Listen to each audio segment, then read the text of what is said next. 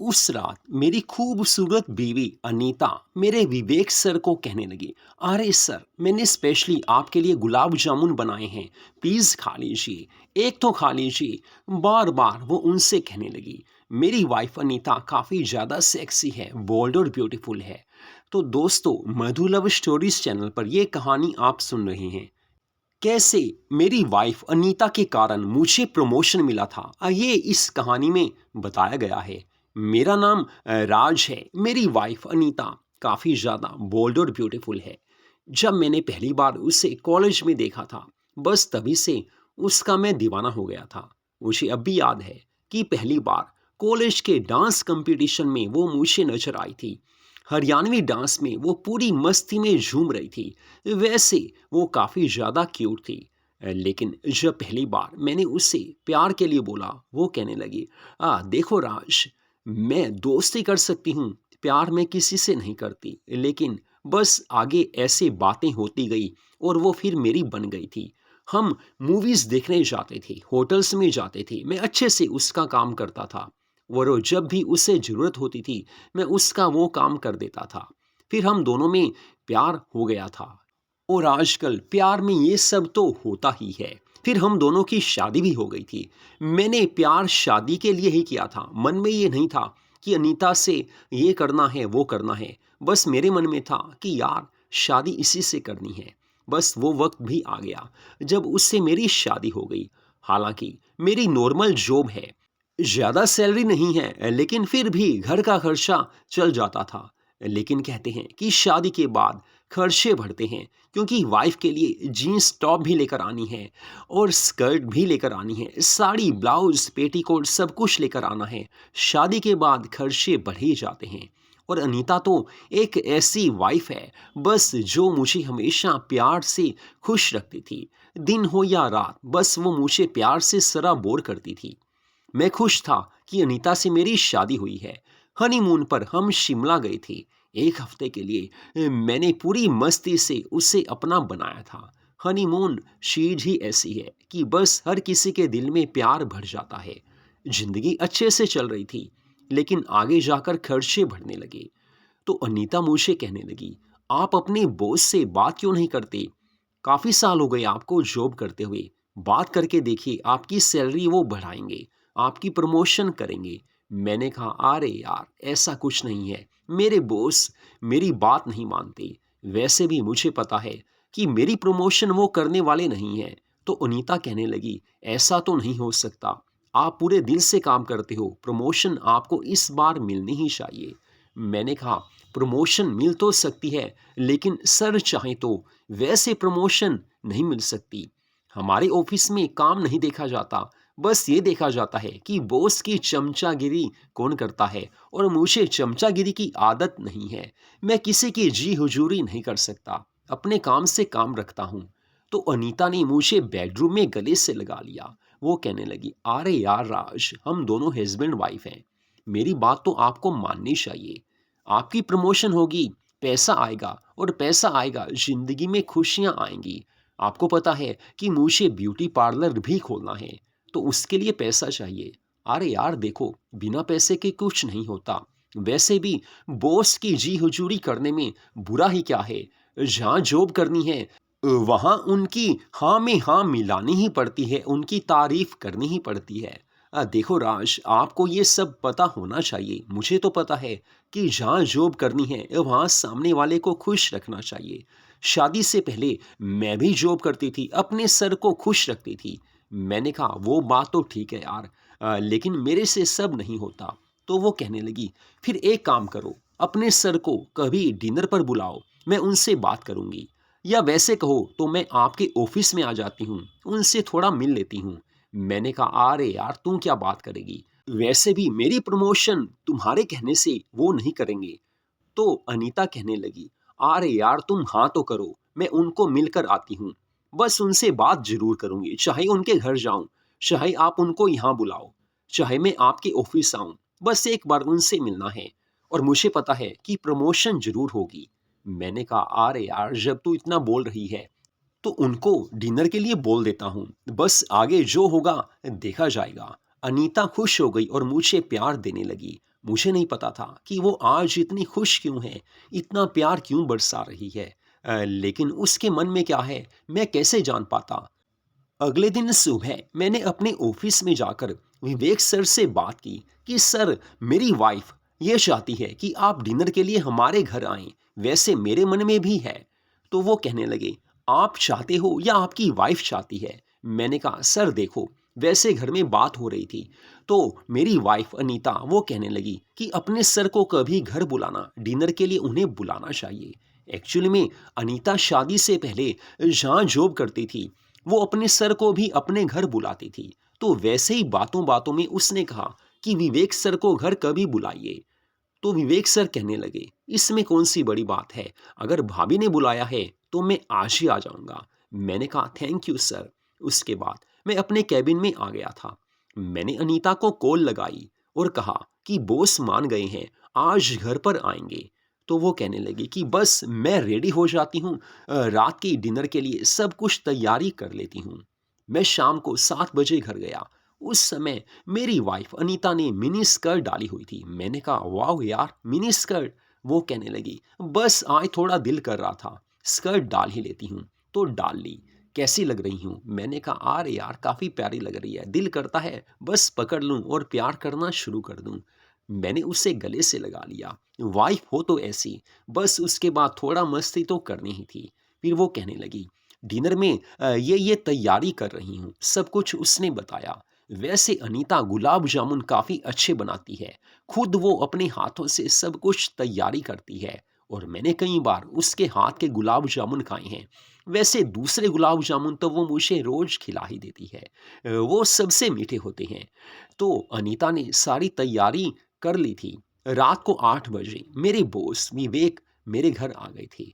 लेकिन उन्होंने जब अनीता को देखा, अनीता गुलाबी साड़ी में काफ़ी ज़्यादा क्यूट लग रही थी। पूरा मेकअप अनीता ने किया हुआ था। विवेक सर ने अनीता को देखा, एकदम बस वो देखते रह गए। सच कहूँ तो उस समय मेरा मन भी अनीता की ओर लगा हुआ था। मेरी आंखें अनीता की मस्त जवानी की ओर थी। वो काफ़ी क्यूट लग रही थी। सच में, वाइफ अगर सेक्सी हो, बोल्ड और ब्यूटीफुल हो तो मन में प्यार आ ही जाता है। लेकिन विवेक सर कहने लगे, अनीता भाभी आप कैसे हो। तो अनीता कहने लगी, मैं ठीक हूँ सर, आप कैसे हो। तो वो कहने लगे, मैं भी सही हूँ, बस आपने बुलाया, हम आ ही गए। लेकिन मुझे नहीं पता था कि विवेक सर अनीता के लिए प्यारी सी साड़ी गिफ्ट में लेकर आएंगे। एक साड़ी और एक मिनी ड्रेस वो अनीता के लिए लेकर आए थे। अनीता ने कहा, अरे सर, इसकी क्या ज़रूरत थी। तो विवेक सर कहने लगे, अरे यार भाभी, उसकी ज़रूरत थी, आप इतने प्यार से बुला रहे हो तो हमें प्यार से कुछ ना कुछ तो लेकर आना था। अनीता की नज़रें विवेक सर की ओर थी और मेरे विवेक सर की नज़रें अनीता पर जमी हुई थी। तभी मेरा कहीं से कॉल आ गया था। मैं घर से बाहर आकर बात करने लगा, क्योंकि घर के अंदर उनके सामने हर बात नहीं की जा सकती थी। 20 मिनट मेरी कॉल चलती रही थी। लेकिन जब मैं अंदर आया तो देखा अनीता ने मिनी ड्रेस डाली हुई है, जो विवेक सर लेकर आए थे। मैंने देखा, अरे यार, ये तो गोल्डन और येलो कलर की मिनी ड्रेस है। डीप क्लीविश, मस्ती भरा अंदाज अनीता का देखकर मैं तो दंग रह गया था। तो अनीता कहने लगी, बस ये ड्रेस सर लेकर आए हैं। तो विवेक सर कहने लगे, अरे ऐसा कुछ नहीं है, मैं नहीं लेकर आया, बस ये तो मन में था तो ले ही आया, अब तो सब कुछ आपका है। अनीता बड़े प्यार से उनको देखने लगी थी। फिर हम सब कोल्ड ड्रिंक पीने लगे। बातों बातों में अनीता ने कहा, विवेक सर, आपकी वाइफ कैसी है। तो वो कहने लगे, मेरा तो डाइवोर्स हो चुका है, बस 2 साल हम दोनों का रिश्ता चला था, शादी अच्छे से चली, लेकिन बाद में कुछ ऐसा हुआ कि डाइवोर्स लेना पड़ा। अनीता कहने लगी, फिर तो आपको काफ़ी ज़्यादा बोरिंग लाइफ महसूस होती होगी, लाइफ में कुछ रोमांस, कोई अपना होना चाहिए। तो विवेक सर कहने लगे, अरे जब आप हो तो मुझे अब किस चीज़ की कमी रहेगी। अनीता मुस्कुराकर कहने लगी, हमारी ओर से आपको कोई कमी महसूस नहीं होगी, आप जब दिल करे यहाँ आ सकते हो। मस्ती भरे अंदाज में अनीता विवेक सर से बातें कर रही थी, लेकिन मेरे मन में था कि बस यार मेरी प्रमोशन हो जाए। इसी कारण अनीता को मैंने पहले से ही सब कुछ समझाया हुआ था, लेकिन अनीता काफ़ी ज़्यादा क्यूट लग रही थी और उसके मन में जो था मुझे पता है वो करके रहेगी, चाहे कैसे भी हो। उसे विवेक सर को प्रमोशन के लिए मनाना ही था।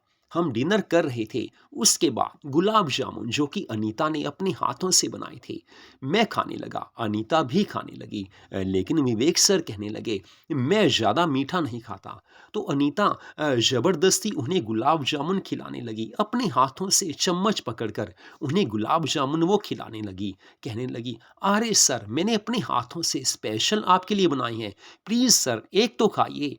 तो विवेक सर ने देखा कि बड़े प्यार से अनीता उनको गुलाब जामुन हाथों से खिला रही है। तो विवेक सर कहने लगे जब आप इतने प्यार से खिला रहे हो तब तो खाना ही पड़ेगा, फिर एक नहीं आपके दोनों गुलाब जामुन हम खा लेंगे। अनीता मुस्कुराने लगी, कहने लगी सर सब कुछ आपका ही है, आप एक खाइए दो खाइए जब मर्जी खाइए, आपको सब कुछ आपका ही है, आपको कोई मना थोड़ी है। बस उसके बाद हम सब में बातें होती रही। फिर विवेक सर कहने लगे बस इस समय मैं घर कहाँ जाऊंगा, रात के 12 बज चुके हैं, यहीं ठहर जाता हूँ। अगर आपको कोई परेशानी ना हो तो नाइट यहीं स्टे कर लूं।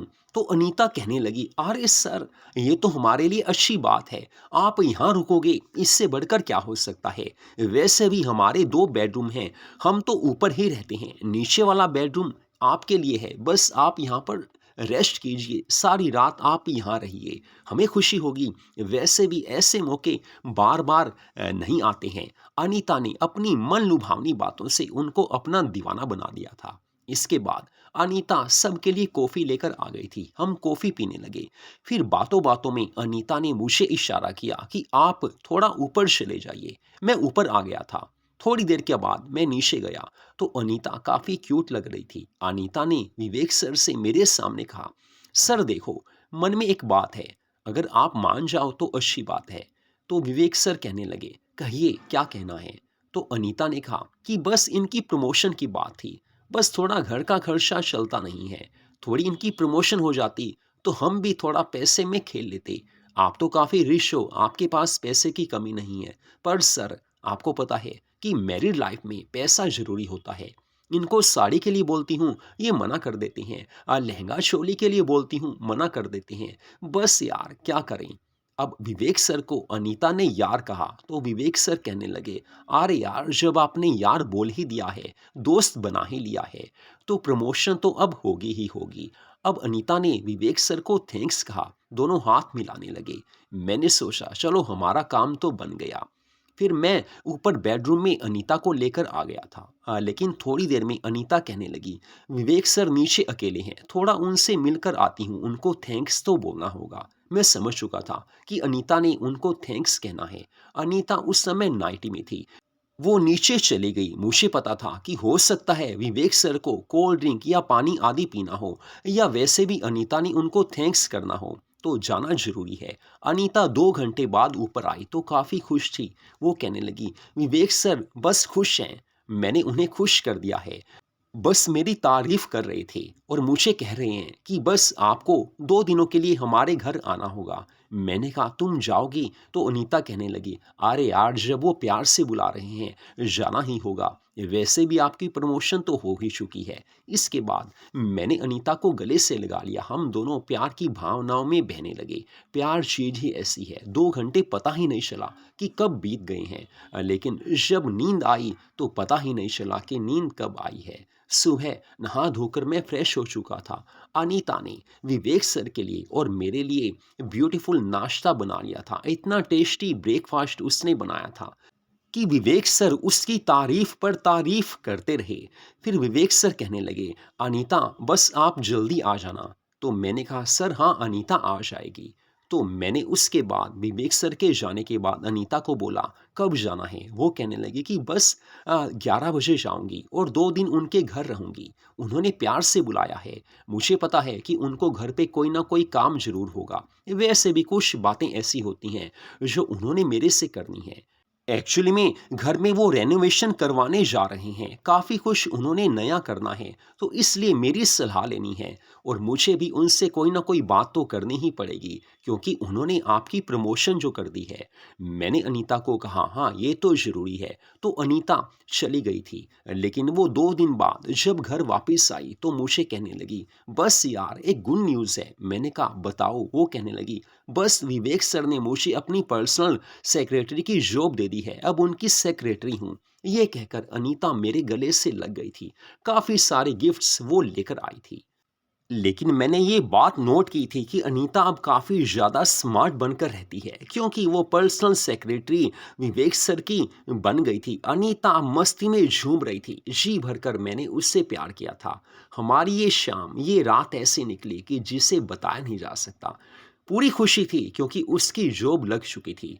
1 हफ्ते के बाद अनीता कहने लगी बस विवेक सर के साथ मुझे कहीं जाना है। मैंने कहा कहाँ जाना है?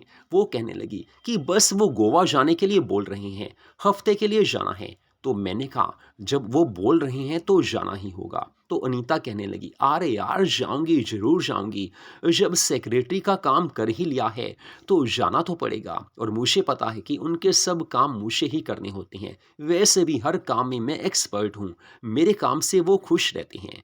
और मुझे पता है कि जॉब करनी है तो उनको खुश रखना ही पड़ेगा। मेरी बातें ही ऐसी हैं, मेरी अदाएँ ही ऐसी हैं और मेरा वर्क ऐसा है, बस वो खुश रहते हैं। इसके बाद 1 हफ्ते के लिए अनीता और विवेक सर गोवा चले गए थे। लेकिन मुझे पता था कि अनीता और विवेक सर हमेशा एक दूसरे का ध्यान रखेंगे। वापस आने पर अनीता मेरे लिए काफ़ी ज़्यादा गिफ्ट्स लेकर आई थी, लेकिन मुझे खुशी थी कि मेरी प्रमोशन हो चुकी है और अनीता की जॉब लग चुकी है। अब हमारे पास काफ़ी पैसा आने लगा था। सच मानो तो आज के टाइम में पैसा काफ़ी ज़रूरी चीज़ है। बिना पैसे के ज़िंदगी नहीं चलती है। ये मैंने अपनी ज़िंदगी में कई बार अनुभव करके देखा है। पैसा है तो हर खुशी मिल सकती है, पैसा नहीं है तो अपने भी अपने नहीं होते हैं। पैसा है तो बेगाने भी अपने हो जाते हैं और पैसा नहीं है तो अपने भी बेगाने हो जाते हैं। लेकिन अनीता एक ऐसी वाइफ़ है, मेरी इतनी प्यारी वाइफ़ है कि बस वो मेरा हर काम कर देती है। उसे पता है कि ज़िंदगी में कैसे खुशियाँ हासिल की जा सकती हैं। तो मधु लव स्टोरीज चैनल पर इस कहानी को आपने सुना। ऐसी ही कहानियों को सुनने के लिए हमारे चैनल को सब्सक्राइब जरूर कीजिए। हर रोज प्यार भरी कहानियाँ हमारे चैनल पर आती रहती हैं।